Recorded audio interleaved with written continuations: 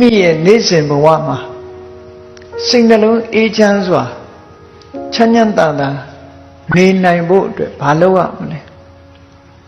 ချမ်းချမ်းသာသာနေဖို့အတွက်ဘာနဲ့နေရလူလောကဆိုတာသာဝနေတွေနဲ့တောကတွေရှိတယ်သားရည်သမီးရည်ဆိုတာလို့စိတ်ပူရတဲ့အချက်တွေအများကြီးရှိတယ်အဲ့ဒီလိုစိတ်ပူပြီးတော့နေတဲ့လောကကြီးထဲမှာစိတ်အေးချမ်းသာစွာဘယ်ပုံနေမလဲလို့ဆိုမြတ်စွာဘုရားရဲ့ခုံကိုအာယုံပြုပြီးတော့နေမယ်မြတ်စွာဘုရားရဲ့ခုံတွေကျေးဇူးတွေဘုရားဆိုတာနော်မဟုတ်တာဘယ်တော့မှမလုပ်ဘူးစိတ်ကြွယ်ရမှတောင်မကောင်းမှုမလုပ်ဘူးဆိုတဲ့အရဟံဆိုတဲ့ခုံတော်တွေတရားဓမ္မကိုမှန်ကန်ကိုယ်တိုင်သိတယ်ဆိုတဲ့သမ္မာသမ္ဗုဒ္ဓခုံတော်တွေအတိညာနဲ့အကျင့်စရဏဝိဇ္ဇာစရဏနဲ့ပြည့်စုံတယ်ဆိုတဲ့ခုံတော်တွေဖရာခုံတော်တွေကိုတစ်ခုချင်းတစ်ခုချင်းစဉ်းစားပြီးတော့နေမယ်ဆိုလို့ရှိရင်စိတ်ပူလောင်မှုတွေဟာတည်ငါအားဖြင့်အငြိမ့်သွားကြမှာဖြစ်တယ်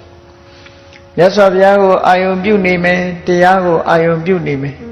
တန်ခါကုံကိုအာယုံပြုနေမယ်ဘုရားတရားတန်ခါထဲမှာစိတ်ကိုနှစ်မြုပ်ပြီးနေမယ်ဆိုလို့ရှိရင်ခန္ဓာဆောင်စည်းမှုအပြင်စိတ်အေးနှလုံးအေးချမ်းစွာစိတ်အေးလက်အေးအခုလိုဘဝမှာနေမယ်ဆိုလို့ရှိရင်ဒီဘဝမှာလည်းချမ်းချမ်းသာသာဖြစ်လို့မြတ်စွာဘုရားရဲ့ဂုဏ်ကိုအာယုံပြုနေတဲ့အချိန်မှာ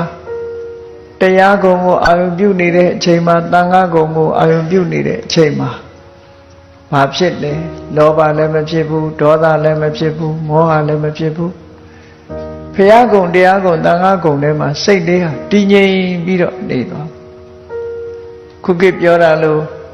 ဘုရားကုံပရိစိတ်နေမယ်တရားကုံသံဃာကုံပရိစိတ်နေမယ်ဘုရားတရားသံဃာကိုအာယုံပြုနေခြင်းအပြင်စိတ်နှလုံးအေးချမ်းမှုကိုရရှိနိုင်တယ်လို့ဒီလိုဆိုလို့အကယ်၍ဘုရားကုံတရားကုံသံဃာကုံကိုအာယုံမပြုဘူးဆိုရင်နောက်ထပ်ဘာလိုအပ်ချက်ရှိတော့တခြားနိဗ္ဗာန်ရှိသေးတယ်ဆိုလို့ရှိရင်တခြားမစင်စားနဲ့မနဲ့မိုးလင်းတဲ့အခါမှာငါးပါးသီလလေးစောင့်တည်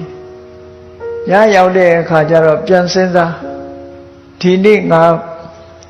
သက်ရှိတ attva ပဲတ attva များတတ်မိသလဲ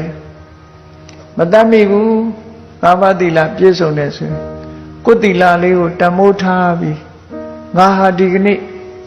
ယဟနာပုဂ္ဂိုလ်တွေနေနီးကားနဲ့ငါ